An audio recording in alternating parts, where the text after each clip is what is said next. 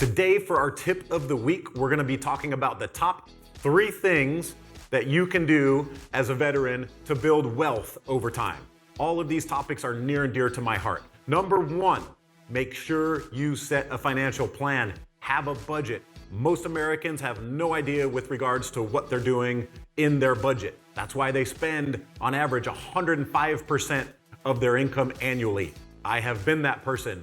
Don't be like me. Set a budget and create a financial plan for yourself. If you don't have TSP turned on, turn it on. It's a minimum 5% matching. Please set a budget and stick to it. Number 2, understand your benefits. Veterans, you have the most amazing benefits out there in the marketplace. Benefits including your housing allowance, your VA home loan benefit, things like your GI Bill, and disability upon end of active service. If you don't understand the ins and outs of all of these benefits, it's incumbent upon you to do so. You are just missing out on building wealth over time. If you don't understand them, ask for a mentor, do your own research, or find someone that understands them thoroughly. Number 3, understand real estate and your VA home loan benefit.